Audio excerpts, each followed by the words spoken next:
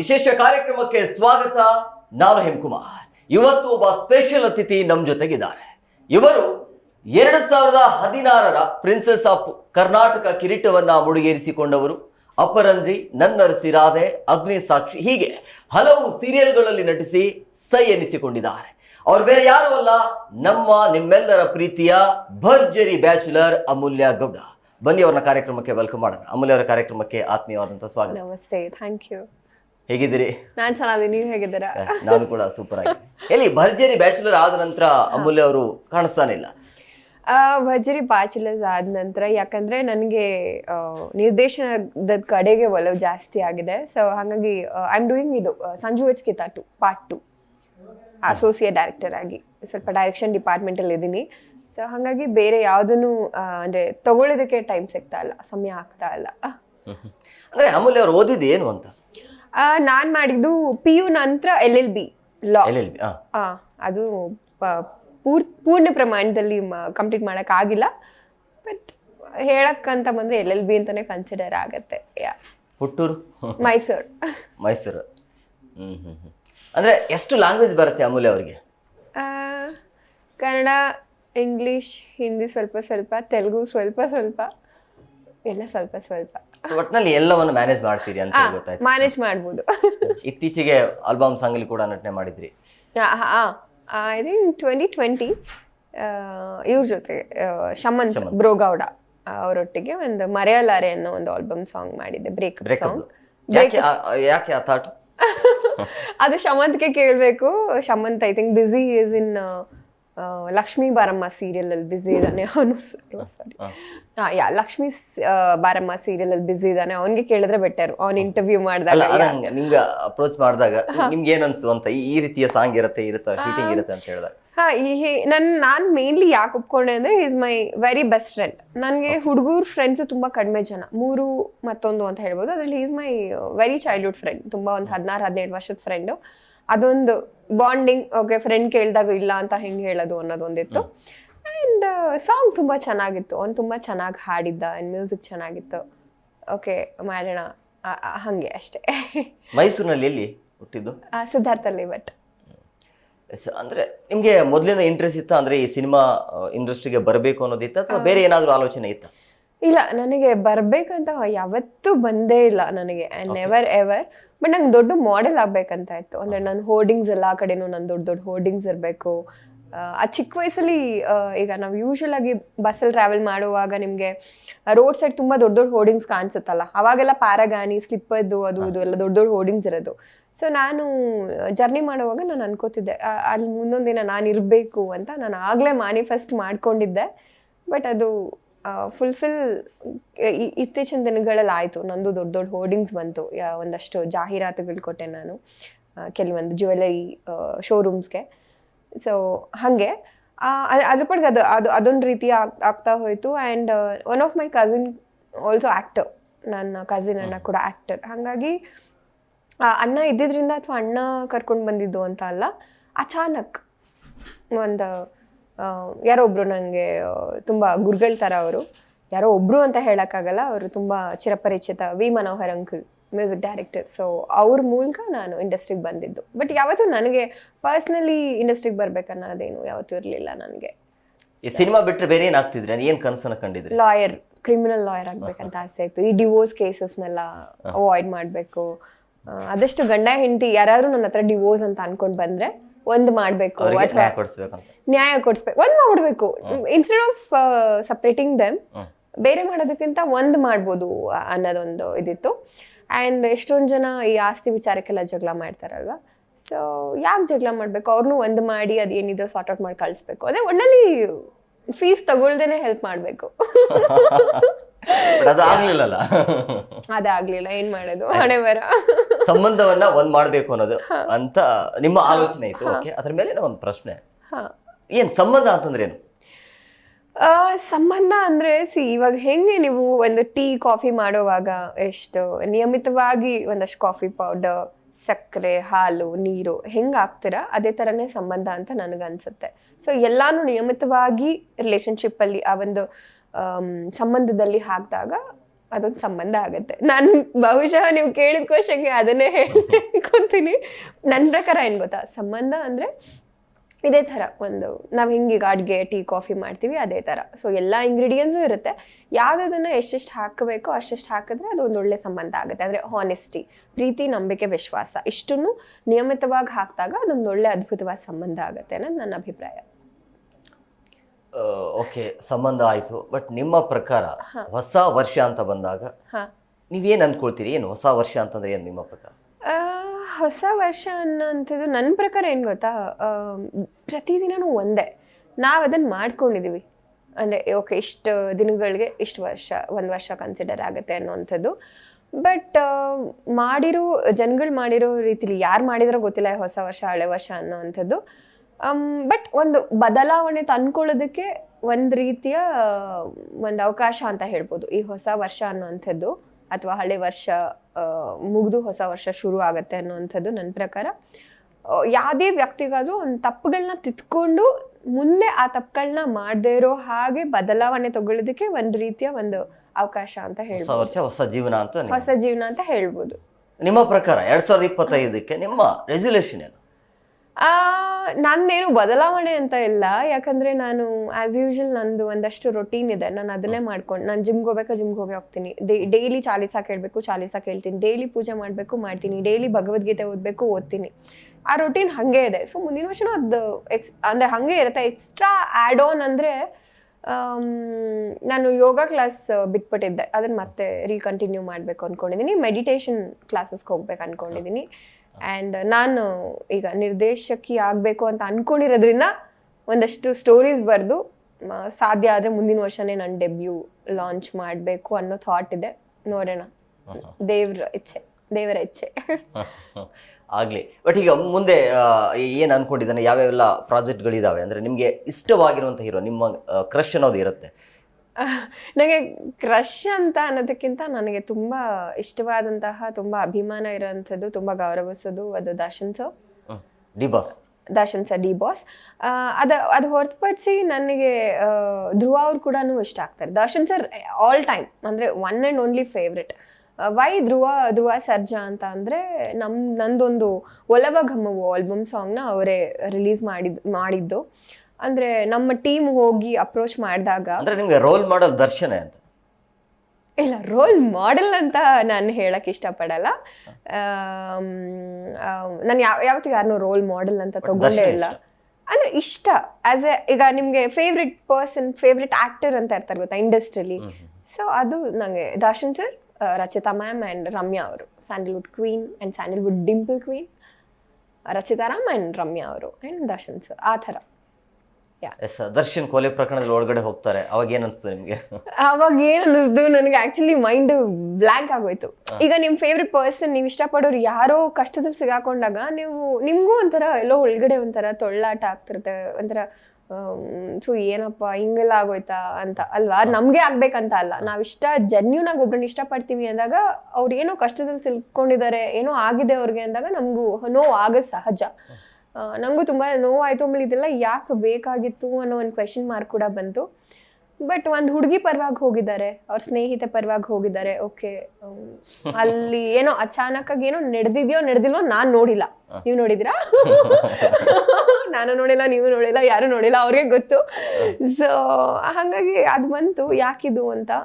But ಏನು ಮಾಡೋಕ್ಕಲ್ಲ, ಅವ್ರವ್ರ ಹಣೆ ಬರ ಅದು ಅನುಭವಿಸ್ಬೇಕಾಗತ್ತೆ. ಬಟ್ ನಂಗೆ ಇವಾಗ ಖುಷಿ ಇದೆ, ಯಾಕಂದರೆ ಸರ್ರು ಎಲ್ಲೋ ಒಂದ್ ಕಡೆ ಬೇಲ್ ಸಿಕ್ಕಿದೆ, ಸರ್ ಇದಾರೆ, ಬಂದಿದ್ದಾರೆ, ಖುಷಿ ಅಷ್ಟೇ. ಆಯ್ತು. ಈಗ ಈ ಪ್ರಕರಣದಿಂದ ಈಗ ದರ್ಶನ್ ಅಂತೂ ಹೊರಗಡೆ ಬಂದಿದ್ದಾರೆ. ನಿಮ್ಮ ಕಡೆ ಏನಾದ್ರು ಸಜೆಷನ್, ಈ ಘಟನೆ ಆದ ನಂತರ ನೀವೊಬ್ಬ ಅಭಿಮಾನಿಯಾಗಿ ನಿಮ್ಮ ಬಾಸ್ಗೆ ಏನಾದ್ರು ಹೇಳೋದಿದೆ? ದರ್ಶನ್ ಸರ್ಗೆ ನಾನು ಏನು ಹೇಳಕ್ಕೆ ಇಷ್ಟಪಡ್ತೀನಿ ಅಂತ ಅಂದರೆ, ಅವ್ರಿಗೆ ಹೇಳೋಷ್ಟು ದೊಡ್ಡ ವ್ಯಕ್ತಿ ಖಂಡಿತ ನಾನಲ್ಲ.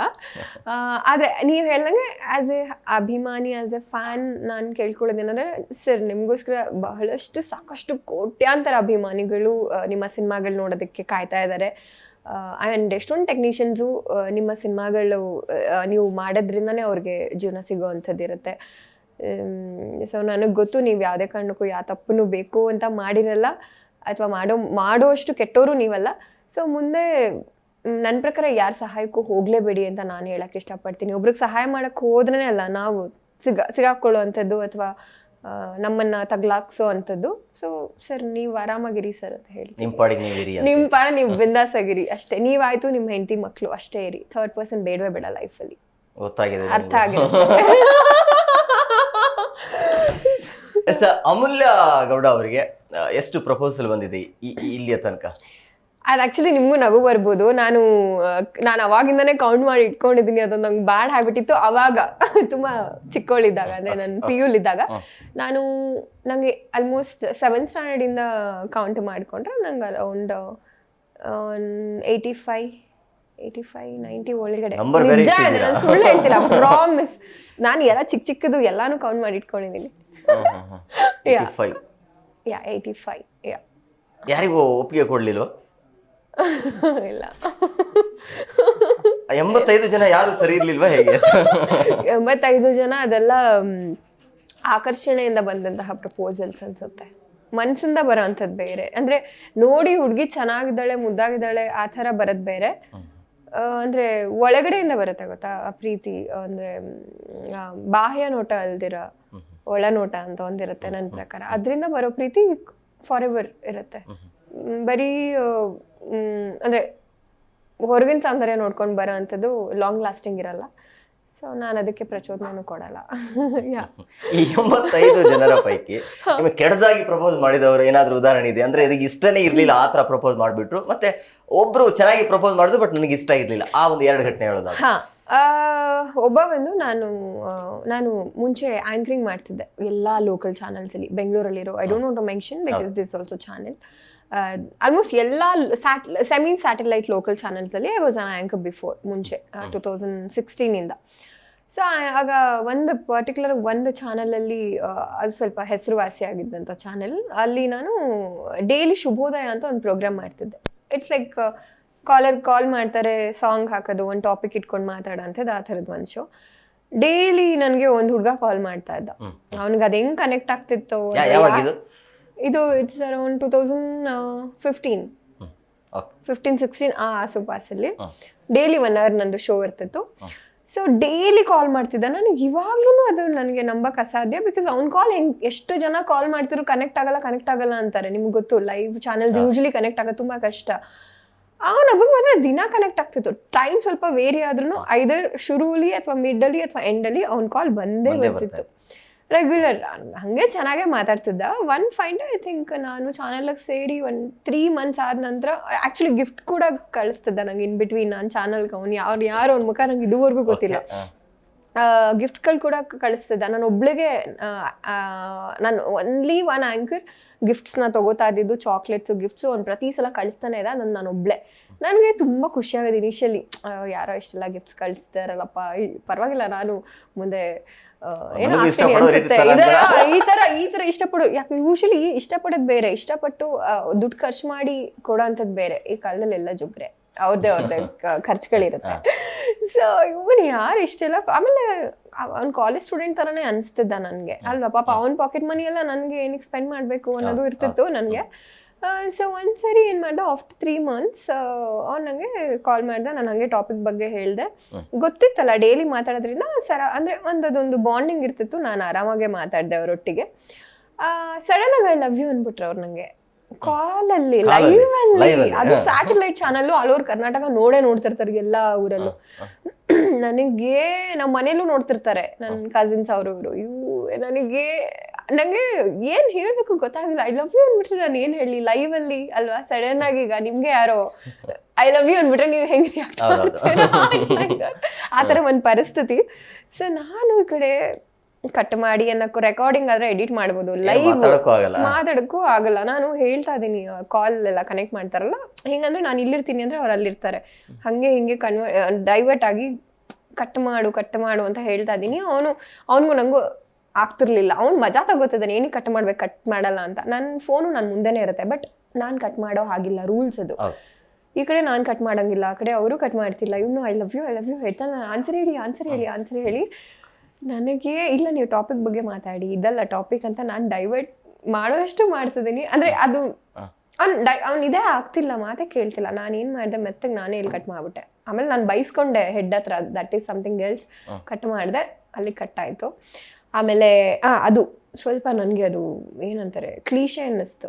ಯಾಕೆ ಗೊತ್ತಾ, ಸಡನ್ನಾಗಿ ನನ್ನ ಕೆಲಸ ಆಗಿರುತ್ತೆ ಅದು ನಿರೂಪಣೆ ಮಾಡೋ ಅಂಥದ್ದು. ಆ ಟೈಮಲ್ಲಿ ಯಾರೋ ನಿಮ್ಗೆ ಕಾಲ್ ಮಾಡಿ ಐ ಲವ್ ಯು ಅಂದ್ಬಿಟ್ರೆ ನೀವು ಏನು ಆನ್ಸರ್ ಮಾಡ್ತೀರಾ? ಅಂದರೆ ಅಲ್ಲಿ ಎಷ್ಟು ಜನ ನೋಡ್ತಿರ್ತಾರೆ, ಎಷ್ಟೊಂದು ಜನ ನೋಡ್ತಿರ್ತಾರೆ. ಅದು ಸ್ವಲ್ಪ ನನಗೆ ಈಗಲೂ ನೆನೆಸ್ಕೊಂಡ್ರೆ ಮೈ ಜುಮ್ ಅನ್ನತ್ತೆ.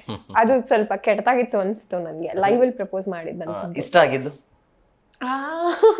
ಇಷ್ಟ ಆಗಿದ್ದು. ನಾನು PU ನಾನು ಓದಿದ್ದೆಲ್ಲ ಮೈಸೂರಲ್ಲ, ನಾನು JSS ವಿಮೆನ್ಸಲ್ಲಿ ಓದ್ತಿದ್ದೆ. PU ಮತ್ತು ವುಮೆನ್ಸ್ ಕಾಲೇಜಲ್ಲಿ ಓದ್ಬೇಕಾದ್ರೆ ಶುರುವಲ್ಲಿ ಒಂದು ವರ್ಷ ಬಸ್ಸಲ್ಲೇ ನಾನು ಓಡಾಡ್ತಿದ್ದಿದ್ದು. ಆವಾಗ ಇನ್ನೊಂದು ಮೇನ್ JSS ಅಂತ ಒಂದು ಕಾಲೇಜ್ ಇದೆ.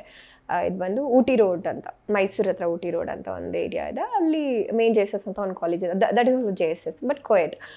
ಅಲ್ಲಿ ಇಂದ ಒಂದು ಹುಡುಗ ಬರ್ತಿದ್ದ, ಸೇಮ್ ಇಬ್ಬರು ಒಂದೇ ಬಸ್. ಅವ್ನು ಯಾವಾಗ್ಲೂ ನನ್ನ ಹೋದ ತಕ್ಷಣ ಯಶ್ ಅವ್ರದ್ದು ಒಂದು ಸಾಂಗ್ ಇದೆ ಐ ಲವ್ ಯು ಅಂತ, ಇದು ಮೊಗ್ಗಿನ ಮನಸ್ಸು. ಆ ಸಾಂಗ್ ಯಾವಾಗಲೂ ಹಾಕ್ಬಿಡ್ತಾ ಇದ್ದ. ನಾನೇನೋ ಹಾಕ್ತಾನೆ ರ್ಯಾಂಡಮ್ ಆಗಿ ಆ ಥರ ಅನ್ಕೊತಾ ಇದ್ದೆ. But one fine day I think PU ಮುಗಿಯೋ ಟೈಮಲ್ಲಿ ಅವನು ಫಸ್ಟ್ ಟೈಮ್ ಮಾತಾಡ್ಸಿದ್ದ ನಾನು ಬಸ್ ಇಳಿದೆ. ನನ್ನ ಫ್ರೆಂಡ್ಸ್ ಎಲ್ಲ ಇಲ್ಲಿದ್ರು. ಒಂದು ನಿಮಿಷ ಮಾತಾಡ್ಬೇಕು ನಿಮ್ಮ ಜೊತೆ ಅಂದ. ನಾನು ಒಂಥರ ಡೇರಿಂಗ್ ಡ್ಯಾಶಿಂಗ್, ಯಾಕಂದರೆ ವಿಮೆನ್ಸಲ್ಲಿ ಓದಿದ್ದಲ್ಲ, ವಿಮೆನ್ಸ್ ಹುಡುಗಿರೆಲ್ಲ ಒಂಥರ ತಲೆನೇ ಕೆಡ್ಸ್ಕೊಳ್ಳಲ್ಲ, ಏನು ಮಾತಾಡ್ಬೇಕು ಹೇಳಿ ಅಂತ. ಇಟ್ ವಾಸ್ ಲೈಕ್ ಏನೋ ಒಂದು 2 ಹ್ಯಾಂಗಿಂಗ್ ಫಿಶ್ ಇತ್ತು, ಅಂದರೆ ಪ್ಲಾಸ್ಟಿಕ್ದು, ಈ ಕಡೆ ಒಂದು ಫಿಶ್ ಈ ಕಡೆ ಒಂದು ಫಿಶ್, ಹ್ಯಾಂಗಿಂಗ್ ಫಿಶ್. ಅದು ಮತ್ತು ಒಂದು ಪೆಪ್ಪರ್ಮೆಂಟ್ ಥರ ಚಾಕ್ಲೇಟ್ ಕೊಟ್ಬಿಟ್ಟು ಐ ಲವ್ ಯು ಅಂತ ಹೇಳ್ದ. ಐ ಲವ್ ಯು ಅಂತ ಎಲ್ಲ. ಆಮೇಲೆ ಚೀಟಿ ಏನೋ ಬರ್ದಿದ್ದ. ಆ ಚೀಟಿ ನನಗೆ ನಾನು ಓಪನ್ ಮಾಡಲಿಲ್ಲ, ಅದು ಬಿಸಾಕ್ಬಿಟ್ಟೆ. ನಂಗೆ ಇಷ್ಟ ಆಗಿಲ್ಲ ಅಂತ. ಬಟ್ ಅದು ನಂಗೆ ಕ್ಯೂಟ್ ಅನ್ಸಿದ್ದು. ಅವನು ಹ್ಯಾಂಗಿಂಗ್ ಫಿಶ್ ಅದು ಒಂದು, ಅವನಂತೆ ಒಂದು ನಾನಂತೆ. ಇನ್ನು ಪೆಪ್ಪರ್ಮೆಂಟ್ ನಂಗೆ ತುಂಬ ಇಷ್ಟ. ಅದು ಅವ್ನಿಗೆ ಹೆಂಗೆ ಗೊತ್ತೋ ಗೊತ್ತಿಲ್ಲ ನನಗೆ. ಅದೆರಡು ಕೊಟ್ಟು ಪ್ರಪೋಸ್ ಮಾಡ್ದೆ. ನಂಗೆ ಅದು ಇಷ್ಟ ಆಯಿತು, but I couldn't accept it. ಅಂದರೆ ನಿಮ್ಮ ಪ್ರಕಾರ ಏನು ಪ್ರೀತಿ ಅಂತಂದ್ರೆ ಏನು? ನನ್ನ ಪ್ರಕಾರ ಪ್ರೀತಿ ಅಂದರೆ ಅವಾಗಲೇ ಸಂಬಂಧ ಅಂತ ಹೇಳಿದ್ರೆ ಗೊತ್ತಾ. ಸೊ ಆ ಒಂದು ಸಂಬಂಧದಲ್ಲೇ ಈ ಪ್ರೀತಿ ಅನ್ನೋ ಅಂಥದ್ದೆಲ್ಲ ಬರೋವಂಥದ್ದು. ಸೊ ಪ್ರೀತಿ ಅಂದರೆ ಯಾರು ಎಷ್ಟು ವರ್ಷ ಆಗಲಿ ಅಥವಾ ಏನೇ ಅಡೆತಡೆಗಳು ಬರಲಿ, ನೋ ಮ್ಯಾಟರ್ ವಾಟ್, ಒಬ್ಬರನ್ನ ಇಷ್ಟಪಟ್ಟ ಮೇಲೆ ಅದು ಹುಡುಗ ಆಗಿರಲಿ ಹುಡುಗಿ ಆಗಿರಲಿ ಕೈ ಬಿಡಬಾರ್ದು. No matter what. ಈಗ ನಿಮಗೆ ದಿನನಿತ್ಯ ಅಥವಾ ವರ್ಷಾಂಗಟ್ಲೆ ಕಳೀತಾ ಒಬ್ರಿಗಿಂತ ಒಬ್ರು ಚೆನ್ನಾಗಿರೋರು ಸಿಗ್ಬೋದು ಅಲ್ವಾ. ಹುಡುಗಿಗಾಗಲಿ ಹುಡುಗಂಗಾಗಲಿ ಇನ್ಯಾರೋ ವೆಲ್ ಆಫ್ ಇರೋ ಅಂತ ಸಿಗ್ಬೋದು, ಇನ್ಯಾರೋ ಸಕ್ಕತ್ತಾಗಿರೋ ಹುಡುಗಿ ಸಿಗ್ಬೋದು, ಸಕ್ಕತ್ತಾಗಿರೋ ಹುಡುಗ ಸಿಗ್ಬೋದು. ನಾನು ಹೇಳೋದು, ನಿಮ್ಮ ಕಣ್ಮುಂದೆ ಯಾರೇ ಬರಲಿ ಆಯಿತಾ, ಅಂದರೆ ಎಷ್ಟೇ ಚೆನ್ನಾಗಿರಲಿ ಎಷ್ಟೇ ದುಡ್ಡಿರಲಿ, ನಿಮ್ಮ ಜೊತೇಲಿ ಶುರುವಿಂದ ಇರ್ತಾರೆ ಗೊತ್ತಾ, ಅವ್ರ ಕೈ ಬಿಡಬಾರ್ದು. ಯಾರು ಅವ್ರ ಕೈನ ಬಿಡಲ್ಲ, ಅದು ನಿಜವಾದ ಪ್ರೀತಿ. ಯಾರು ಇನ್ಯಾರೋ ದುಡ್ಡಿದೆ ಅಥವಾ ಇನ್ಯಾರೋ ಚೆನ್ನಾಗಿರೋರು ಬಂದರು ಲೈಫ್ ಸೆಟಲ್ ಆಗಬೇಕು ಅಂತ ಬಿಟ್ಟು ಹೋಗ್ತಾರೆ, ಅದು ಪ್ರೀತಿ ಅಲ್ಲ, ಅದು ಸ್ವಾರ್ಥ. ಸೊ ಪ್ರೀತಿ ಅನ್ನೋದು ನಿಷ್ಕಲ್ಮಶವಾಗಿರೋವಂಥದ್ದು and mainly no matter what ಕೈ ಬಿಡದೆ ಇರೋವಂಥದ್ದು, ಅದೇ ಪ್ರೀತಿ. ಬಟ್ ಈಗಿನ ಕಾಲದಲ್ಲಿ ಹೆಚ್ಚಾಗಿ ಕೈ ಬಿಡೋರು ಯಾರು, ಹುಡುಗಿನ ಹುಡುಗರ? ಅಂದರೆ ಬ್ರೇಕಪ್ ತಗೊಳ್ಳೋರು ಹೇಳಕ್ಕಾಗಲ್ಲ. ಇದು ತುಂಬಾ ಹಿಂಗಿಂಗ್ ಕ್ವೆಶ್ಚನ್ ಇದು. ಯಾಕಂದ್ರೆ ಅಲ್ಲ, ನೀವು ಹೇಳ್ಬೇಕು, ನೇರವಾಗಿ ಹೇಳ್ಬೇಕು. ಹೆಚ್ಚಾಗಿ ಬ್ರೇಕಪ್ ಮಾಡ್ಕೊಳ್ಳೋರು ಹುಡುಗರು ಮಾಡ್ಕೋತಾರ ಅಥವಾ ಹುಡುಗಿಯರು ಮಾಡ್ಕೋತಾರೆ? ಇಬ್ರು ಮಾಡ್ಕೋತಾರೆ. ಒಬ್ರು ಅಂತ ನಾನು ಹೇಳೋದಿಲ್ಲ. ಯಾಕೆ ಗೊತ್ತಾ, ಈಗ ಹುಡುಗರು ಸರಿ ಇಲ್ಲ ಹುಡುಗಿರು ಸರಿ ಇಲ್ಲ. ನಾನು ಇವ್ರ ಪರ ಯಾರ ಹತ್ರ ಇರುತ್ತೆ ಟ್ರೂ ಲವ್ ಜಾಸ್ತಿ ನನ್ನ ಪ್ರಕಾರ? ಹುಡುಗನ ಹುಡುಗಿನ? ಇಬ್ಬರ ಹತ್ರ ಇರುತ್ತೆ, ನಮ್ಮ ಹತ್ರ ಇರಲ್ವಾ. ಆಮೇಲೆ ಹುಡುಗಿರು ಅಟ್ಟಿಸ್ಕೊಂಡ್ ಬರ್ತಾರೆ ನನ್ನ. ಇಲ್ಲ ಅಂದ್ರೆ ಈ ಹಳೆಯ ಕಾಲದಲ್ಲಿ ದೇವದಾಸ ಅದು ಇದು ಅಂತ ಎಲ್ಲ ನೋಡೋದಾದ್ರೆ ಹುಡುಗರು ಅಂತ ಅನ್ಸುತ್ತೆ. ಬಟ್ ಈಗ ಹುಡುಗರು ಆ ಥರ ಹುಡುಗರ ಪ್ರಮಾಣ ಕಡಿಮೆ. ಸೊ ಅಂದರೆ ಈ ಕಾಲದಲ್ಲಿ ನಿಮ್ಗೆ ಹೇಳೋಕ್ಕೆ ಆಗಲ್ಲ. ನೀವು ಹಳೆಯ ಕಾಲ ಅಂತ ಕೇಳಿದ್ರೆ ನಾನು ಹುಡುಗರು ಅಂತಾನೆ ಹೇಳ್ತೀನಿ. ಈ ರೋಮಿಯೋ, ಅದೇ ದೇವದಾಸ್, ಆ ಥರ ಆ ಕಾಲದಲ್ಲಿ ಹುಡುಗರೇ. ಈ ಕಾಲದಲ್ಲಿ ಹುಡುಗರು ಅಲ್ಲ ಹುಡುಗಿರು ಅಲ್ಲ, ಎಲ್ಲೋ ಅಲ್ಲಲ್ಲಿ ಒಬ್ಬೊಬ್ರು. ಪ್ರೀತಿ ಯಾರ ಮೇಲೆ ಹುಟ್ಟುತ್ತೆ? ಪ್ರೀತಿ ಯಾರ ಮೇಲೆ? ನಾನು ಯಾಕೆ ಈ ಪ್ರಶ್ನೆಯನ್ನು ಕೇಳಿದೆ ಅಂತಂದ್ರೆ, ಯಾರ ಮೇಲೆ ಪ್ರೀತಿ ಹುಟ್ಟುತ್ತೆ ಅಥವಾ ನಾವು ಯಾರನ್ನ ಲವ್ ಮಾಡ್ತೀವಲ್ವಾ, ಅವರು ನಮ್ಮ ಹಣೆ ಬರದಲ್ಲಿ ಬರ್ದಿರೋದಿಲ್ಲ ಅಂತೆ. ಸತ್ಯನಾ? ಹಂಗೆ ಅನ್ನೋಕ್ಕೂ ಆಗಲ್ಲ. ವೈ ಬಿಕಾಸ್ ಕೆಲವ್ರು ಇಷ್ಟಪಟ್ಟವ್ರನ್ನೇ ಮದುವೆ ಆಗಿರೋ ಉದಾಹರಣೆಗಳು ಇದೆ. ಈಗ ನೋಡಿ, ಯಶ್ ರಾಧಿಕಾ ಪಂಡಿತ್ ಅವ್ರನ್ನ ಮದುವೆ ಆಗಿರೋವಂಥದ್ದು, ಅಥವಾ ಅಂಬರೀಷ್ ಸರ್ ಸುಮಲತಾ ಅವ್ರನ್ನ ಮದುವೆ ಆಗಿರೋವಂಥದ್ದು, ನಮ್ಮ ಧ್ರುವ ಸರ್ ಪ್ರೇರಣಾ ಅವ್ರನ್ನ ಮದುವೆ ಆಗಿರೋವಂಥದ್ದು. So there are lot of examples. But ಏನಂತಾರೆ, ಅದೇ ಯಾರು ಏನಂತಾರೆ, ನೋ ಮ್ಯಾಟರ್ ವಾಟ್ ಉಳಿಸ್ಕೊಂಡ್ರೆ ಪ್ರೀತಿ ಇದ್ದೇ ಇರುತ್ತೆ. ಅಲ್ಲ ಉಳಿಸ್ಕೊಂಡಿಲ್ಲ ಅಂದಾಗ ಅದು ಕೆಲವೊಂದ್ಸಲ ಉಳಿಸ್ಕೊಳ್ಳೋ ಯೋಗ್ಯತೆ ಇಬ್ರಿಗೂ ಇದ್ರೂ ಮೂರನೇ ವ್ಯಕ್ತಿ ಯಾರೋ ಬಿಡದೆ ಇರ್ಬೋದು, ಅವ್ರ ಪೇರೆಂಟ್ಸ್ ಅಥವಾ ದೇವರು, ಈ ಥರದ್ದೆಲ್ಲ ಆಗುತ್ತೆ. ಸೊ ನೀವು ಕೇಳಿದ ಪ್ರಶ್ನೆಗೆ ನಂಗೆ ಉತ್ತರನೇ ಬರ್ತಿಲ್ಲ, ನಾನೇ ಮೈಂಡಲ್ಲಿ ಬ್ಲ್ಯಾಂಕ್ ಆಗಿಬಿಡಿದೀನಿ. ಯಾಕಂದರೆ ತುಂಬ ಆನ್ಸರ್ ಮಾಡೋಕ್ಕೆ ತುಂಬ ಕಷ್ಟ. ಪ್ರೀತಿ ಯಾರ ಮೇಲೆ ಹೇಗೆ ಬೇಕಾದ್ರೂ ಹುಟ್ಟಬೋದು ಅಲ್ವಾ? ಈಗ ಫಾರ್ ಎಕ್ಸಾಂಪಲ್ ಪ್ರೀತಿ ನನ್ನ ಪ್ರಕಾರ ಮನುಷ್ಯ ಮೇಲೆ ಅನ್ನೋದೇ ಅಲ್ಲ. ಈ ಗ್ಲಾಸ್ ಇಲ್ಲಿದೆ, ನನಗೆ ಬಹುಶಃ ಗ್ಲಾಸ್ ಮೇಲೆ ಇಷ್ಟ ಆಗ್ಬೋದು, ಅದನ್ನು ಪ್ರೀತಿನೇ. ಸೊ ಪ್ರೀತಿ ಯಾವಾಗ ಯಾರ ಮೇಲೆ ಹೇಗಾಗತ್ತೆ ಗೊತ್ತಿಲ್ಲ. ಸೊ ಅದೇ ಪ್ರೀತಿ. ನಿಮ್ಮ ಕ್ವೆಶನ್ಗೆ ನಾನು ಅದೇ ಪ್ರಾಮಾಣಿಕತೆ ಯಾವತ್ತೂ ಸಾಯೋದಿಲ್ಲ ಅಂತೆ. ಪ್ರಾಮಾಣಿಕತೆ ಯಾವಾಗ್ಲೂ ಜೊತೆಯಲ್ಲಿ ಇರುತ್ತೆ. ಒಂದ್ ವೇಳೆ ಆ ಪ್ರಾಮಾಣಿಕತೆ ಜೊತೆಯಲ್ಲಿ ಇಲ್ಲ ಅಂತಂದ್ರೆ ಆ ವ್ಯಕ್ತಿ ಪ್ರಾಮಾಣಿಕತೆಯಿಂದ ಇಲ್ಲ ಅಂತ. ಹೌದು, very true, well shed, correct. ಬದುಕು ಅಂತಂದ್ರೆ ನಿಮ್ಮ ಪ್ರಕಾರ? ಬದುಕು ಅಂದ್ರೆ ಬಂದದನ್ನ ಬಂದಂಗೆ ತಗೊಂಡು, ಅನ್ಸದನ್ನ ಮಾಡಿಕೊಂಡು, ಅನ್ಸದನ್ನ ಮಾಡ್ಕೊಂಡೇ ಬದುಕಬೇಕು ಆ್ಯಂಡ್ ಬಂದಿದ್ದನ್ನ ತಗೊಂಡೇ ಬದುಕಬೇಕು. ಸೊ ಅದೇ ಜೀವನ. ದೇವ್ರು ನಮ್ಮ ಹಾದಿಲಿ ಏನು ಕೊಡ್ತಾರೋ, ಕಲ್ಲು ಮುಳ್ಳು ವರೆವರ್ ತೊಗೊತಾ ಹೋಗಬೇಕು, ಅದೇ ಬದುಕು ಅಷ್ಟೇ. Not easy, life is not easy. ಅದೇ ನಿಭಾಯಿಸ್ಕೊಂಡು ಹೋಗ್ಬೇಕಷ್ಟೇ. ಏನು ಬರುತ್ತೋ ದಾರಿಲಿ ಅದು ನಿಭಾಯಿಸ್ಕೊಂಡು ಹೋದರೆ ಅದೇ ಬದುಕು ಅಷ್ಟೇ. ಅಮೂಲ್ಯ ಗೌಡ ಅವರು ಲವಲ್ಲಿ ಬಿದ್ದಿದ್ದಾರ? ಯಾರು ಬೀಳಲ್ಲ ಹೇಳಿ, ಲವಲ್ಲಿ ಎಲ್ಲರೂ ಬೀಳ್ತಾರೆ. 85 ಅಲ್ಲ, ಈಗ ಲವಲ್ಲಿ ಇದ್ದೀರಾ ಹೇಗೆ ಅಂತ? ಹಂಗ ಇಲ್ಲ ಇಲ್ಲ, ಇವಾಗಿಲ್ಲ. ಇದ್ದೆ ಈಗ ಇಲ್ಲ, ಈಗಿಲ್ಲ. ಯಾಕೆ? No love. ಅಮೂಲ್ಯ ಗೌಡ ಅವರಿಗೆ ಎಷ್ಟು ಪ್ರಪೋಸಲ್ ಬಂದಿದೆ ಇಲ್ಲಿಯ ತನಕ? ಅದು ಆ್ಯಕ್ಚುಲಿ ನಿಮಗೂ ನಗು ಬರ್ಬೋದು. ನಾನು ಅವಾಗಿಂದನೇ ಕೌಂಟ್ ಮಾಡಿ ಇಟ್ಕೊಂಡಿದ್ದೀನಿ. ಅದೊಂದು ನಂಗೆ ಬ್ಯಾಡ್ ಹ್ಯಾಬಿಟ್ ಇತ್ತು ಅವಾಗ, ತುಂಬ ಚಿಕ್ಕವಳಿದ್ದಾಗ, ಅಂದರೆ ನಾನು PU ಇದ್ದಾಗ. ನನಗೆ ಆಲ್ಮೋಸ್ಟ್ 7th ಸ್ಟ್ಯಾಂಡರ್ಡಿಂದ ಕೌಂಟ್ ಮಾಡಿಕೊಂಡ್ರೆ ನಂಗೆ ಅರೌಂಡ್ 85-90 ಒಳಗಡೆ. ನಿಜ ಇದೆ, ನಾನು ಸುಳ್ಳು ಹೇಳ್ತಿಲ್ಲ, ಪ್ರಾಮಿಸ್. ನಾನು ಎಲ್ಲ ಚಿಕ್ಕದು ಎಲ್ಲಾನು ಕೌಂಟ್ ಮಾಡಿ ಇಟ್ಕೊಂಡಿದ್ದೀನಿ. 85. ಯಾರಿಗೂ ಒಪ್ಪಿಗೆ ಕೊಡ್ಲಿಲ್ವ? ಇಲ್ಲ. 85 ಜನ ಯಾರು ಸರಿ ಇರ್ಲಿಲ್ವಾ ಹೇಗೆ? 85 ಜನ ಅದೆಲ್ಲ ಆಕರ್ಷಣೆಯಿಂದ ಬಂದಂತಹ ಪ್ರಪೋಸಲ್ಸ್ ಅನ್ಸುತ್ತೆ. ಮನ್ಸಿಂದ ಬರೋ ಅಂಥದ್ದು ಬೇರೆ. ಅಂದರೆ ನೋಡಿ ಹುಡುಗಿ ಚೆನ್ನಾಗಿದ್ದಾಳೆ, ಮುದ್ದಾಗಿದ್ದಾಳೆ, ಆ ಥರ ಬರೋದು ಬೇರೆ. ಅಂದರೆ ಒಳಗಡೆಯಿಂದ ಬರುತ್ತೆ ಗೊತ್ತಾ ಆ ಪ್ರೀತಿ. ಅಂದರೆ ಬಾಹ್ಯ ನೋಟ ಅಲ್ದಿರ ಒಳನೋಟ ಅಂತ ಒಂದಿರುತ್ತೆ ನನ್ನ ಪ್ರಕಾರ. ಅದರಿಂದ ಬರೋ ಪ್ರೀತಿ ಫಾರ್ ಎವರ್ ಇರುತ್ತೆ. ಬರೀ ಅಂದರೆ ಹೊರಗಿನ ಸೌಂದರ್ಯ ನೋಡ್ಕೊಂಡು ಬರೋ ಅಂಥದ್ದು ಲಾಂಗ್ ಲಾಸ್ಟಿಂಗ್ ಇರಲ್ಲ. ಸೊ ನಾನು ಅದಕ್ಕೆ ಪ್ರಚೋದನೆ ಕೊಡಲ್ಲ. ಈ 85 ಜನರ ಪೈಕಿ ನಿಮಗೆ ಕೆಟ್ಟದಾಗಿ ಪ್ರಪೋಸ್ ಮಾಡಿದವರು ಏನಾದ್ರೂ ಉದಾಹರಣೆ ಇದೆ? ಅಂದ್ರೆ ಇದಕ್ಕೆ ಇಷ್ಟನೇ ಇರ್ಲಿಲ್ಲ, ಆ ತರ ಪ್ರಪೋಸ್ ಮಾಡ್ಬಿಟ್ರು, ಮತ್ತೆ ಒಬ್ರು ಚೆನ್ನಾಗಿ ಪ್ರಪೋಸ್ ಮಾಡಿದ್ರು ಬಟ್ ನನಗೆ ಇಷ್ಟ ಇರ್ಲಿಲ್ಲ, ಆ ಒಂದು 2 ಘಟನೆ ಹೇಳೋದು. ಒಬ್ಬ ಒಂದು ನಾನು ಮುಂಚೆ ಆಂಕರಿಂಗ್ ಮಾಡ್ತಿದ್ದೆ ಎಲ್ಲ ಲೋಕಲ್ ಚಾನಲ್ಸಲ್ಲಿ ಬೆಂಗಳೂರಲ್ಲಿರೋ. I don't want to mention because this also channel. Almost ಎಲ್ಲ ಸೆಮಿ ಸ್ಯಾಟಲೈಟ್ ಲೋಕಲ್ ಚಾನಲ್ಸಲ್ಲಿ I was an anchor before, ಮುಂಚೆ 2016ಇಂದ. ಸೊ ಆಗ ಒಂದು ಚಾನಲಲ್ಲಿ ಅದು ಸ್ವಲ್ಪ ಹೆಸರುವಾಸಿಯಾಗಿದ್ದಂಥ ಚಾನೆಲ್. ಅಲ್ಲಿ ನಾನು ಡೈಲಿ ಶುಭೋದಯ ಅಂತ ಒಂದು ಪ್ರೋಗ್ರಾಮ್ ಮಾಡ್ತಿದ್ದೆ. ಇಟ್ಸ್ ಲೈಕ್ ಕಾಲ್ ಮಾಡ್ತಾರೆ, ಸಾಂಗ್ ಹಾಕೋದು, ಒಂದು ಟಾಪಿಕ್ ಇಟ್ಕೊಂಡು ಮಾತಾಡೋ ಅಂಥದ್ದು, ಆ ಥರದ್ದು ಒಂದು ಶೋ. ಡೈಲಿ ನನಗೆ ಒಂದು ಹುಡುಗ ಕಾಲ್ ಮಾಡ್ತಾ ಇದ್ದ. ಅವ್ನಿಗೆ ಅದು ಹೆಂಗೆ ಕನೆಕ್ಟ್ ಆಗ್ತಿತ್ತು, ಇದು ಇಟ್ಸ್ ಅರೌಂಡ್ 2015-16 ಆ ಆಸುಪಾಸಲ್ಲಿ. ಡೈಲಿ 1 hour ನಂದು ಶೋ ಇರ್ತಿತ್ತು. ಸೊ ಡೈಲಿ ಕಾಲ್ ಮಾಡ್ತಿದ್ದ. ನನಗೆ ಇವಾಗ್ಲೂ ಅದು ನನಗೆ ನಂಬಕ್ಕೆ ಅಸಾಧ್ಯ. ಬಿಕಾಸ್ ಅವ್ನ ಕಾಲ್ ಎಷ್ಟು ಜನ ಕಾಲ್ ಮಾಡ್ತಿದ್ರು ಕನೆಕ್ಟ್ ಆಗಲ್ಲ ಅಂತಾರೆ. ನಿಮ್ಗೆ ಗೊತ್ತು, ಲೈವ್ ಚಾನಲ್ಸ್ ಯೂಶ್ವಲಿ ಕನೆಕ್ಟ್ ಆಗೋದು ತುಂಬ ಕಷ್ಟ. ಅವ್ನು ಹಬ್ಬಕ್ಕೆ ಮಾತ್ರ ದಿನ ಕನೆಕ್ಟ್ ಆಗ್ತಿತ್ತು. ಟೈಮ್ ಸ್ವಲ್ಪ ವೇರಿ ಆದ್ರೂ ಐದರ್ ಶುರುಲಿ ಅಥವಾ ಮಿಡ್ಡಲ್ಲಿ ಅಥವಾ ಎಂಡಲ್ಲಿ ಅವ್ನ ಕಾಲ್ ಬಂದೇ ಬರ್ತಿತ್ತು ರೆಗ್ಯುಲರ್. ಹಾಗೆ ಚೆನ್ನಾಗೇ ಮಾತಾಡ್ತಿದ್ದ. ಫೈನ್ ಡೇ ಐ ಥಿಂಕ್ ನಾನು ಚಾನಲ್ಗೆ ಸೇರಿ 3 months ಆದ ನಂತರ ಆ್ಯಕ್ಚುಲಿ ಗಿಫ್ಟ್ ಕೂಡ ಕಳಿಸ್ತಿದ್ದ ನಂಗೆ ಇನ್ ಬಿಟ್ವೀನ್. ನಾನು ಚಾನಲ್ಗೆ ಅವ್ನು ಯಾರು ಅವ್ನ ಮುಖ ನಂಗೆ ಇದುವರೆಗೂ ಗೊತ್ತಿಲ್ಲ. ಗಿಫ್ಟ್ಗಳು ಕೂಡ ಕಳಿಸ್ತಿದ್ದ. ನಾನು ಒಬ್ಳಿಗೆ ನಾನು ಓನ್ಲಿ 1 ಆ್ಯಂಕರ್ ಗಿಫ್ಟ್ಸ್ನ ತೊಗೋತಾ ಇದ್ದಿದ್ದು, ಚಾಕ್ಲೇಟ್ಸು ಗಿಫ್ಟ್ಸು ಅವ್ನು ಪ್ರತಿ ಸಲ ಕಳಿಸ್ತಾನೆ ಇದ್ದ. ನಾನು ಒಬ್ಳೆ. ನನಗೆ ತುಂಬ ಖುಷಿಯಾಗೋದು ಇನಿಷಿಯಲಿ, ಯಾರೋ ಇಷ್ಟೆಲ್ಲ ಗಿಫ್ಟ್ಸ್ ಕಳಿಸ್ತಾರಲ್ಲಪ್ಪ, ಪರವಾಗಿಲ್ಲ, ನಾನು ಮುಂದೆ ಏನೋ ಆಗ್ತೀನಿ ಅನ್ಸುತ್ತೆ. ಈ ಥರ ಇಷ್ಟಪಡೋ, ಯಾಕೆ ಯೂಶಲಿ ಇಷ್ಟಪಡೋದು ಬೇರೆ, ಇಷ್ಟಪಟ್ಟು ದುಡ್ಡು ಖರ್ಚು ಮಾಡಿ ಕೊಡೋ ಅಂಥದ್ದು ಬೇರೆ. ಈ ಕಾಲದಲ್ಲಿ ಎಲ್ಲ ಜುಬ್ರೆ, ಅವ್ರದ್ದೇ ಖರ್ಚುಗಳಿರುತ್ತೆ. ಸೊ ಇವನು ಯಾರು ಇಷ್ಟೆಲ್ಲ. ಆಮೇಲೆ ಅವ್ನು ಕಾಲೇಜ್ ಸ್ಟೂಡೆಂಟ್ ಥರನೇ ಅನಿಸ್ತಿದ್ದ ನನಗೆ ಅಲ್ವಾ. ಪಾಪ ಅವ್ನ ಪಾಕೆಟ್ ಮನಿ ಎಲ್ಲ ನನಗೆ ಏನಕ್ಕೆ ಸ್ಪೆಂಡ್ ಮಾಡಬೇಕು ಅನ್ನೋದು ಇರ್ತಿತ್ತು ನನಗೆ. ಸೊ ಒಂದ್ಸರಿ ಏನು ಮಾಡ್ದೆ, ಆಫ್ಟರ್ 3 months ಅವ್ನು ನನಗೆ ಕಾಲ್ ಮಾಡ್ದೆ. ನಾನು ಹಂಗೆ ಟಾಪಿಕ್ ಬಗ್ಗೆ ಹೇಳಿದೆ.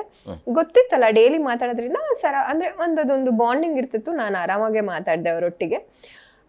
ಸಡನ್ನಾಗಿ ಐ ಲವ್ ಯು ಅಂದ್ಬಿಟ್ರೆ ಅವ್ರು ನನಗೆ ಕಾಲಲ್ಲಿ, ಲೈವಲ್ಲಿ. ಅದು satellite channel all over Karnataka ನೋಡ್ತಿರ್ತಾರೆ ಎಲ್ಲ ಊರಲ್ಲೂ. ನನಗೆ ನಮ್ಮ ಮನೇಲೂ ನೋಡ್ತಿರ್ತಾರೆ ನನ್ನ ಕಸಿನ್ಸ್ ಅವರು ಇವರು. ನಂಗೆ ಏನು ಹೇಳಬೇಕು ಗೊತ್ತಾಗಿಲ್ಲ. ಐ ಲವ್ ಯು ಅಂದ್ಬಿಟ್ರೆ ನಾನು ಏನು ಹೇಳಲಿ ಲೈವಲ್ಲಿ ಅಲ್ವಾ? ಸಡನ್ ಆಗಿ ಈಗ ನಿಮಗೆ ಯಾರೋ ಐ ಲವ್ ಯು ಅಂದ್ಬಿಟ್ರೆ ನೀವು ಹೆಂಗೆ ರಿಯಾಕ್ಟ್ ಮಾಡ್ತೀರಾ? ಆ ಥರ ಒಂದು ಪರಿಸ್ಥಿತಿ. ಸೊ ನಾನು ಈ ಕಡೆ ಕಟ್ ಮಾಡಿ ಅನ್ನೋಕ್ಕೂ, ರೆಕಾರ್ಡಿಂಗ್ ಆದರೆ ಎಡಿಟ್ ಮಾಡ್ಬೋದು, ಲೈವ್ ಮಾತಾಡೋಕ್ಕೂ ಆಗಲ್ಲ. ನಾನು ಹೇಳ್ತಾ ಇದ್ದೀನಿ, ಕಾಲ್ ಎಲ್ಲ ಕನೆಕ್ಟ್ ಮಾಡ್ತಾರಲ್ಲ ಹೆಂಗಂದ್ರೆ ನಾನು ಇಲ್ಲಿರ್ತೀನಿ ಅಂದರೆ ಅವ್ರು ಅಲ್ಲಿರ್ತಾರೆ. ಹಾಗೆ ಹಿಂಗೆ ಡೈವರ್ಟ್ ಆಗಿ ಕಟ್ ಮಾಡು ಅಂತ ಹೇಳ್ತಾ ಇದ್ದೀನಿ. ಅವನಿಗೂ ನನಗೂ ಆಗ್ತಿರ್ಲಿಲ್ಲ. ಅವ್ನು ಮಜಾ ತಗೋತಿದ್ದಾನೆ, ಏನಕ್ಕೆ ಕಟ್ ಮಾಡ್ಬೇಕು, ಕಟ್ ಮಾಡಲ್ಲ ಅಂತ. ನನ್ನ ಫೋನು ನನ್ನ ಮುಂದೆನೇ ಇರುತ್ತೆ, ಬಟ್ ನಾನು ಕಟ್ ಮಾಡೋ ಹಾಗಿಲ್ಲ, ರೂಲ್ಸ್ ಅದು. ಈ ಕಡೆ ನಾನು ಕಟ್ ಮಾಡೋಂಗಿಲ್ಲ, ಆ ಕಡೆ ಅವರು ಕಟ್ ಮಾಡ್ತಿಲ್ಲ. ಇವನು ಐ ಲವ್ ಯು ಹೇಳ್ತಾನೆ. ನಾನು ಆನ್ಸರ್ ಹೇಳಿ ನನಗೆ ಇಲ್ಲ ನೀವು ಟಾಪಿಕ್ ಬಗ್ಗೆ ಮಾತಾಡಿ, ಇದಲ್ಲ ಟಾಪಿಕ್ ಅಂತ ನಾನು ಡೈವರ್ಟ್ ಮಾಡೋಷ್ಟು ಮಾಡ್ತಿದ್ದೀನಿ. ಅಂದರೆ ಅದು ಅವ್ನು ಇದೇ ಆಗ್ತಿಲ್ಲ, ಮಾತೇ ಕೇಳ್ತಿಲ್ಲ. ನಾನು ಏನು ಮಾಡಿದೆ, ಮೆತ್ತಗೆ ನಾನೇ ಇಲ್ಲಿ ಕಟ್ ಮಾಡಿಬಿಟ್ಟೆ. ಆಮೇಲೆ ನಾನು ಬೈಸ್ಕೊಂಡೆ ಹೆಡ್ ಹತ್ರ, that is something else. Cut ಮಾಡಿದೆ, ಅಲ್ಲಿ ಕಟ್ ಆಯಿತು. ಆಮೇಲೆ ಅದು ಸ್ವಲ್ಪ ನನಗೆ ಅದು ಏನಂತಾರೆ ಕ್ಲೀಶೆ ಅನ್ನಿಸ್ತು. ಯಾಕೆ ಗೊತ್ತಾ, ಸಡನ್ನಾಗಿ ನನ್ನ ಕೆಲಸ ಆಗಿರುತ್ತೆ ಅದು ನಿರೂಪಣೆ ಮಾಡೋ ಅಂಥದ್ದು. ಆ ಟೈಮಲ್ಲಿ ಯಾರೋ ನಿಮ್ಗೆ ಕಾಲ್ ಮಾಡಿ ಐ ಲವ್ ಯು ಅಂದ್ಬಿಟ್ರೆ ನೀವು ಏನು ಆನ್ಸರ್ ಮಾಡ್ತೀರಾ? ಅಂದರೆ ಅಲ್ಲಿ ಎಷ್ಟು ಜನ ನೋಡ್ತಿರ್ತಾರೆ, ಎಷ್ಟೊಂದು ಜನ ನೋಡ್ತಿರ್ತಾರೆ. ಅದು ಸ್ವಲ್ಪ ನನಗೆ ಈಗಲೂ ನೆನೆಸ್ಕೊಂಡ್ರೆ ಮೈ ಜುಮ್ ಅನ್ನತ್ತೆ. ಅದು ಸ್ವಲ್ಪ ಕೆಟ್ಟದಾಗಿತ್ತು ಅನಿಸ್ತು ನನಗೆ, ಲೈವಲ್ಲಿ ಪ್ರಪೋಸ್ ಮಾಡಿದ್ದಂತ. ಇಷ್ಟ ಆಗಿದ್ದು ನಾನು PUಲಿ ನಾನು ಓದಿದ್ದೆಲ್ಲ ಮೈಸೂರಲ್ಲ, ನಾನು JSS ವಿಮೆನ್ಸಲ್ಲಿ ಓದ್ತಿದ್ದೆ. PU ಮತ್ತು ವುಮೆನ್ಸ್ ಕಾಲೇಜಲ್ಲಿ ಓದ್ಬೇಕಾದ್ರೆ ಶುರುವಲ್ಲಿ 1 ವರ್ಷ ಬಸ್ಸಲ್ಲೇ ನಾನು ಓಡಾಡ್ತಿದ್ದು. ಆವಾಗ ಇನ್ನೊಂದು ಮೇನ್ JSS ಅಂತ ಒಂದು ಕಾಲೇಜ್ ಇದೆ. ಇದು ಬಂದು ಊಟಿ ರೋಡ್ ಅಂತ, ಮೈಸೂರು ಹತ್ರ ಊಟಿ ರೋಡ್ ಅಂತ ಒಂದು ಏರಿಯಾ ಇದೆ. ಅಲ್ಲಿ ಮೇನ್ JSS ಅಂತ ಒಂದು ಕಾಲೇಜ್ ಇದೆ. That is JSS but co-ed. ಅಲ್ಲಿ ಇಂದ ಒಂದು ಹುಡುಗ ಬರ್ತಿದ್ದ, ಸೇಮ್ ಇಬ್ಬರು ಒಂದೇ ಬಸ್. ಅವ್ನು ಯಾವಾಗ್ಲೂ ನನ್ನ ಹೋದ ತಕ್ಷಣ ಯಶ್ ಅವ್ರದ್ದು ಒಂದು ಸಾಂಗ್ ಇದೆ ಐ ಲವ್ ಯು ಅಂತ, ಇದು ಮೊಗ್ಗಿನ ಮನಸ್ಸು, ಆ ಸಾಂಗ್ ಯಾವಾಗಲೂ ಹಾಕ್ಬಿಡ್ತಾ ಇದ್ದ. ನಾನೇನೋ ಹಾಕ್ತಾನೆ ರ್ಯಾಂಡಮ್ ಆಗಿ ಆ ಥರ ಅನ್ಕೊತಾ ಇದ್ದೆ. But one fine day I think PU ಮುಗಿಯೋ ಟೈಮಲ್ಲಿ ಅವನು ಫಸ್ಟ್ ಟೈಮ್ ಮಾತಾಡ್ಸಿದ್ದ. ನಾನು ಬಸ್ ಇಳಿದೆ, ನನ್ನ ಫ್ರೆಂಡ್ಸ್ ಎಲ್ಲ ಇಲ್ಲಿದ್ದರು. ಒಂದು ನಿಮಿಷ ಮಾತಾಡ್ಬೇಕು ನಿಮ್ಮ ಜೊತೆ ಅಂದ. ನಾನು ಆ ಥರ ಡೇರಿಂಗ್ ಡ್ಯಾಶಿಂಗ್, ಯಾಕಂದರೆ ವಿಮೆನ್ಸಲ್ಲಿ ಓದಿದ್ದಲ್ಲ, ವಿಮೆನ್ಸ್ ಹುಡುಗಿರೆಲ್ಲ ಒಂಥರ ತಲೆನೇ ಕೆಡ್ಸ್ಕೊಳ್ಳಲ್ಲ, ಏನು ಮಾತಾಡ್ಬೇಕು ಹೇಳಿ ಅಂತ. ಇಟ್ ವಾಸ್ ಲೈಕ್ ಏನೋ ಒಂದು 2 ಹ್ಯಾಂಗಿಂಗ್ ಫಿಶ್ ಇತ್ತು, ಅಂದರೆ ಪ್ಲಾಸ್ಟಿಕ್ದು, ಈ ಕಡೆ ಒಂದು ಫಿಶ್, ಈ ಕಡೆ ಒಂದು ಫಿಶ್, ಹ್ಯಾಂಗಿಂಗ್ ಫಿಶ್. ಅದು ಮತ್ತು ಒಂದು ಪೆಪ್ಪರ್ಮೆಂಟ್ ಥರ ಚಾಕ್ಲೇಟ್ ಕೊಟ್ಬಿಟ್ಟು ಐ ಲವ್ ಯು ಅಂತ ಹೇಳ್ದ. ಐ ಲವ್ ಯು ಅಂತ ಎಲ್ಲ. ಆಮೇಲೆ ಚೀಟಿ ಏನೋ ಬರ್ದಿದ್ದ. ಆ ಚೀಟಿ ನನಗೆ ನಾನು ಓಪನ್ ಮಾಡಲಿಲ್ಲ, ಅದು ಬಿಸಾಕ್ಬಿಟ್ಟೆ. ನಂಗೆ ಇಷ್ಟ ಆಗಿಲ್ಲ ಅಂತ. ಬಟ್ ಅದು ನಂಗೆ ಕ್ಯೂಟ್ ಅನ್ಸಿದ್ದು. ಅವನು ಹ್ಯಾಂಗಿಂಗ್ ಫಿಶ್ ಅದು ಒಂದು ಅವನಂತೆ ಒಂದು ನಾನಂತೆ. ಪೆಪ್ಪರ್ಮೆಂಟ್ ನಂಗೆ ತುಂಬ ಇಷ್ಟ. ಅದು ಅವ್ನಿಗೆ ಹೆಂಗೆ ಗೊತ್ತಿಲ್ಲ ನನಗೆ. ಅದೆರಡು ಕೊಟ್ಟು ಪ್ರಪೋಸ್ ಮಾಡ್ದ. ನಂಗೆ ಅದು ಇಷ್ಟ ಆಯಿತು, but I couldn't accept it. ಅಂದರೆ ನಿಮ್ಮ ಪ್ರಕಾರ ಏನು ಪ್ರೀತಿ ಅಂತಂದ್ರೆ ಏನು? ನನ್ನ ಪ್ರಕಾರ ಪ್ರೀತಿ ಅಂದರೆ ಅವಾಗಲೇ ಸಂಬಂಧ ಅಂತ ಹೇಳಿದ್ರೆ ಗೊತ್ತಾ. ಸೊ ಆ ಒಂದು ಸಂಬಂಧದಲ್ಲೇ ಈ ಪ್ರೀತಿ ಅನ್ನೋ ಅಂಥದ್ದೆಲ್ಲ ಬರೋವಂಥದ್ದು. ಸೊ ಪ್ರೀತಿ ಅಂದರೆ ಯಾರು ಎಷ್ಟು ವರ್ಷ ಆಗಲಿ ಅಥವಾ ಏನೇ ಅಡೆತಡೆಗಳು ಬರಲಿ, ನೋ ಮ್ಯಾಟರ್ ವಾಟ್, ಒಬ್ಬರನ್ನ ಇಷ್ಟಪಟ್ಟ ಮೇಲೆ ಅದು ಹುಡುಗ ಆಗಿರಲಿ ಹುಡುಗಿ ಆಗಿರಲಿ ಕೈ ಬಿಡಬಾರ್ದು. No matter what. ಈಗ ನಿಮಗೆ ದಿನನಿತ್ಯ ಅಥವಾ ವರ್ಷಾಂಗಟ್ಲೆ ಕಳೀತಾ ಒಬ್ರಿಗಿಂತ ಒಬ್ರು ಚೆನ್ನಾಗಿರೋರು ಸಿಗ್ಬೋದು ಅಲ್ವಾ? ಹುಡುಗಿಗಾಗಲಿ ಹುಡುಗಂಗಾಗಲಿ ಇನ್ಯಾರೋ ವೆಲ್ ಆಫ್ ಇರೋ ಅಂತ ಸಿಗ್ಬೋದು, ಇನ್ಯಾರೋ ಸಕ್ಕತ್ತಾಗಿರೋ ಹುಡುಗಿ ಸಿಗ್ಬೋದು, ಸಕ್ಕತ್ತಾಗಿರೋ ಹುಡುಗ ಸಿಗ್ಬೋದು. ನಾನು ಹೇಳೋದು, ನಿಮ್ಮ ಕಣ್ಮುಂದೆ ಯಾರೇ ಬರಲಿ ಆಯಿತಾ, ಅಂದರೆ ಎಷ್ಟೇ ಚೆನ್ನಾಗಿರಲಿ, ಎಷ್ಟೇ ದುಡ್ಡಿರಲಿ, ನಿಮ್ಮ ಜೊತೆಲಿ ಶುರುವಿಂದ ಇರ್ತಾರೆ ಗೊತ್ತಾ, ಅವ್ರ ಕೈ ಬಿಡಬಾರ್ದು. ಅವ್ರ ಕೈನ ಬಿಡಲ್ಲ, ಅದು ನಿಜವಾದ ಪ್ರೀತಿ. ಯಾರು ಇನ್ಯಾರೋ ದುಡ್ಡಿದೆ ಅಥವಾ ಇನ್ಯಾರೋ ಚೆನ್ನಾಗಿರೋರು ಬಂದರು ಲೈಫ್ ಸೆಟಲ್ ಆಗಬೇಕು ಅಂತ ಬಿಟ್ಟು ಹೋಗ್ತಾರೆ, ಅದು ಪ್ರೀತಿ ಅಲ್ಲ, ಅದು ಸ್ವಾರ್ಥ. ಸೊ ಪ್ರೀತಿ ಅನ್ನೋದು ನಿಷ್ಕಲ್ಮಶವಾಗಿರುವಂಥದ್ದು and mainly no matter what ಕೈ ಬಿಡದೆ ಇರೋವಂಥದ್ದು, ಅದೇ ಪ್ರೀತಿ. ಬಟ್ ಈಗಿನ ಕಾಲದಲ್ಲಿ ಹೆಚ್ಚಾಗಿ ಕೈ ಬಿಡೋರು ಯಾರು, ಹುಡುಗಿನ ಹುಡುಗರ? ಅಂದರೆ ಬ್ರೇಕಪ್ ತಗೊಳ್ಳೋರು ಹೇಳಕ್ಕಾಗಲ್ಲ. ಇದು ತುಂಬಾ ಹಿಂಗಿಂಗ್ ಕ್ವೆಶ್ಚನ್ ಇದು. ಯಾಕಂದ್ರೆ ಅಲ್ಲ, ನೀವು ಹೇಳ್ಬೇಕು, ನೇರವಾಗಿ ಹೇಳ್ಬೇಕು. ಹೆಚ್ಚಾಗಿ ಬ್ರೇಕಪ್ ಮಾಡ್ಕೊಳ್ಳೋರು ಹುಡುಗರು ಮಾಡ್ಕೋತಾರ ಅಥವಾ ಹುಡುಗಿಯರು ಮಾಡ್ಕೋತಾರೆ? ಇಬ್ರು ಮಾಡ್ಕೋತಾರೆ. ಒಬ್ರು ಅಂತ ನಾನು ಹೇಳೋದಿಲ್ಲ. ಯಾಕೆ ಗೊತ್ತಾ, ಈಗ ಹುಡುಗರು ಸರಿ ಇಲ್ಲ, ಹುಡುಗಿರು ಸರಿ ಇಲ್ಲ. ನಾನು ಇವ್ರ ಪರ ಯಾರ ಹತ್ರ ಇರುತ್ತೆ ಟ್ರೂ ಲವ್ ಜಾಸ್ತಿ ನನ್ನ ಪ್ರಕಾರ. ಹುಡುಗನ ಹುಡುಗಿನ? ಇಬ್ಬರ ಹತ್ರನೂ ಇರುತ್ತೆ, ನಮ್ಮ ಹತ್ರ ಇರಲ್ವಾ? ಆಮೇಲೆ ಹುಡುಗಿರು ಅಟ್ಟಿಸ್ಕೊಂಡ್ ಬರ್ತಾರೆ ನನ್ನ. ಇಲ್ಲ ಅಂದ್ರೆ ಈ ಹಳೆಯ ಕಾಲದಲ್ಲಿ ದೇವದಾಸ ಅದು ಇದು ಅಂತ ಎಲ್ಲ ನೋಡೋದಾದ್ರೆ ಹುಡುಗರು ಅಂತ ಅನ್ಸುತ್ತೆ. ಬಟ್ ಈಗ ಹುಡುಗರು ಆ ಥರ ಹುಡುಗರ ಪ್ರಮಾಣ ಕಡಿಮೆ. ಸೊ ಅಂದರೆ ಈ ಕಾಲದಲ್ಲಿ ನಿಮ್ಗೆ ಹೇಳೋಕ್ಕೆ ಆಗಲ್ಲ. ನೀವು ಹಳೆಯ ಕಾಲ ಅಂತ ಕೇಳಿದ್ರೆ ನಾನು ಹುಡುಗರು ಅಂತಲೇ ಹೇಳ್ತೀನಿ. ಈ ರೋಮಿಯೋ, ಅದೇ ಈ ದೇವದಾಸ್, ಆ ಥರ ಆ ಕಾಲದಲ್ಲಿ ಹುಡುಗರೇ. ಈ ಕಾಲದಲ್ಲಿ ಹುಡುಗರು ಅಲ್ಲ, ಹುಡುಗಿರು ಅಲ್ಲ, ಎಲ್ಲೋ ಅಲ್ಲಲ್ಲಿ ಒಬ್ಬೊಬ್ರು. ಪ್ರೀತಿ ಯಾರ ಮೇಲೆ ಹುಟ್ಟುತ್ತೆ? ಪ್ರೀತಿ ಯಾರ ಮೇಲೆ? ನಾನು ಯಾಕೆ ಈ ಪ್ರಶ್ನೆಯನ್ನು ಕೇಳಿದೆ ಅಂತಂದ್ರೆ, ಯಾರ ಮೇಲೆ ಪ್ರೀತಿ ಹುಟ್ಟುತ್ತೆ ಅಥವಾ ನಾವು ಯಾರನ್ನ ಲವ್ ಮಾಡ್ತೀವಲ್ವಾ ಅವರು ನಮ್ಮ ಹಣೆ ಬರದಲ್ಲಿ ಬರ್ದಿರೋದಿಲ್ಲ ಅಂತೆ. ಸತ್ಯನಾ? ಹಂಗೆ ಅನ್ನೋಕ್ಕೂ ಆಗಲ್ಲ. ವೈ ಬಿಕಾಸ್ ಕೆಲವ್ರು ಇಷ್ಟಪಟ್ಟವ್ರನ್ನೇ ಮದುವೆ ಆಗಿರೋ ಉದಾಹರಣೆಗಳು ಇದೆ. ಈಗ ನೋಡಿ, ಯಶ್ ರಾಧಿಕಾ ಪಂಡಿತ್ ಅವ್ರನ್ನ ಮದುವೆ ಆಗಿರೋವಂಥದ್ದು, ಅಥವಾ ಅಂಬರೀಷ್ ಸರ್ ಸುಮಲತಾ ಅವ್ರನ್ನ ಮದುವೆ ಆಗಿರೋವಂಥದ್ದು, ನಮ್ಮ ಧ್ರುವ ಸರ್ ಪ್ರೇರಣಾ ಅವ್ರನ್ನ ಮದುವೆ ಆಗಿರೋವಂಥದ್ದು. So there are lot of examples. But ಏನಂತಾರೆ, ಅದೇ ಯಾರು ಏನಂತಾರೆ, ನೋ ಮ್ಯಾಟರ್ ವಾಟ್ ಉಳಿಸ್ಕೊಂಡ್ರೆ ಪ್ರೀತಿ ಇದ್ದೇ ಇರುತ್ತೆ ಅಲ್ಲ. ಉಳಿಸ್ಕೊಂಡಿಲ್ಲ ಅಂದಾಗ ಅದು ಕೆಲವೊಂದ್ಸಲ ಉಳಿಸ್ಕೊಳ್ಳೋ ಯೋಗ್ಯತೆ ಇಬ್ರಿಗೂ ಇದ್ರೂ ಮೂರನೇ ವ್ಯಕ್ತಿ ಯಾರೋ ಬಿಡದೆ ಇರ್ಬೋದು, ಅವ್ರ ಪೇರೆಂಟ್ಸ್ ಅಥವಾ ದೇವರು, ಈ ಥರದ್ದೆಲ್ಲ ಆಗುತ್ತೆ. ಸೊ ನೀವು ಕೇಳಿದ ಪ್ರಶ್ನೆಗೆ ನಂಗೆ ಉತ್ತರನೇ ಬರ್ತಿಲ್ಲ, ನಾನೇ ಮೈಂಡಲ್ಲಿ ಬ್ಲ್ಯಾಂಕ್ ಆಗಿಬಿಡೋದಿನಿ. ಯಾಕಂದರೆ ತುಂಬ ಆನ್ಸರ್ ಮಾಡೋಕ್ಕೆ ತುಂಬ ಕಷ್ಟ. ಪ್ರೀತಿ ಯಾರ ಮೇಲೆ ಹೇಗೆ ಬೇಕಾದ್ರೂ ಹುಟ್ಟಬೋದು ಅಲ್ವಾ? ಈಗ ಫಾರ್ ಎಕ್ಸಾಂಪಲ್ ಪ್ರೀತಿ ನನ್ನ ಪ್ರಕಾರ ಮನುಷ್ಯ ಮೇಲೆ ಅನ್ನೋದೇ ಅಲ್ಲ. ಈ ಗ್ಲಾಸಲ್ಲಿದೆ, ನನಗೆ ಬಹುಶಃ ಗ್ಲಾಸ್ ಮೇಲೆ ಇಷ್ಟ ಆಗ್ಬೋದು, ಅದನ್ನು ಪ್ರೀತಿನೇ. ಸೊ ಪ್ರೀತಿ ಯಾವಾಗ ಯಾರ ಮೇಲೆ ಹೇಗಾಗತ್ತೆ ಗೊತ್ತಿಲ್ಲ. ಸೊ ಅದೇ ಪ್ರೀತಿ. ನಿಮ್ಮ ಕ್ವೆಶ್ಚನ್ಗೆ ನಾನು ಅದೇ ಅದೇ ಪ್ರಾಮಾಣಿಕತೆ ಯಾವತ್ತೂ ಸಾಯೋದಿಲ್ಲ ಅಂತೆ. ಪ್ರಾಮಾಣಿಕತೆ ಯಾವಾಗ್ಲೂ ಜೊತೆಯಲ್ಲಿ ಇರುತ್ತೆ. ಒಂದ್ ವೇಳೆ ಆ ಪ್ರಾಮಾಣಿಕತೆ ಜೊತೆಯಲ್ಲಿ ಇಲ್ಲ ಅಂತಂದ್ರೆ ಆ ವ್ಯಕ್ತಿ ಪ್ರಾಮಾಣಿಕತೆಯಿಂದ ಇಲ್ಲ ಅಂತ. ಹೌದು, very true, well shed, correct. ಬದುಕು ಅಂತಂದ್ರೆ ನಿಮ್ಮ ಪ್ರಕಾರ? ಬದುಕು ಅಂದ್ರೆ ಬಂದಿದ್ದನ್ನ ಬಂದಂಗೆ ತಗೊಂಡು, ಅನ್ಸೋದನ್ನ ಮಾಡಿಕೊಂಡು, ಅನ್ಸೋದನ್ನ ಮಾಡ್ಕೊಂಡೇ ಬದುಕಬೇಕು ಆ್ಯಂಡ್ ಬಂದಿದ್ದನ್ನು ತೊಗೊಂಡೇ ಬದುಕಬೇಕು. ಸೊ ಅದೇ ಜೀವನ. ದೇವ್ರು ನಮ್ಮ ಹಾದಿಲಿ ಏನು ಕೊಡ್ತಾರೋ, ಕಲ್ಲು ಮುಳ್ಳು ವಾರೆವರ್ ತೊಗೊತಾ ಹೋಗಬೇಕು, ಅದೇ ಬದುಕು ಅಷ್ಟೇ. Not easy, life is not easy. ಅದೇ ನಿಭಾಯಿಸ್ಕೊಂಡು ಹೋಗ್ಬೇಕಷ್ಟೇ. ಏನು ಬರುತ್ತೋ ದಾರಿಲಿ ಅದು ನಿಭಾಯಿಸ್ಕೊಂಡು ಹೋದರೆ ಅದೇ ಬದುಕು ಅಷ್ಟೇ. ಅಮೂಲ್ಯ ಗೌಡ ಅವರು ಲವಲ್ಲಿ ಬಿದ್ದಿದ್ದಾರ? ಯಾರು ಬೀಳಲ್ಲ ಹೇಳಿ, ಲವಲ್ಲಿ ಎಲ್ಲರೂ ಬೀಳ್ತಾರೆ. 85 ಅಲ್ಲ, ಈಗ ಲವಲ್ಲಿ ಇದ್ದೀರಾ ಹೇಗೆ ಅಂತ? ಹಂಗ ಇಲ್ಲ ಇಲ್ಲ, ಇವಾಗಿಲ್ಲ. ಇದ್ದೆ ಇದ್ದೆ ಇದ್ದೆ ಇದ್ದೆ ಈಗ ಇಲ್ಲ. ಈಗಿಲ್ಲ. ಯಾಕೆ? No love.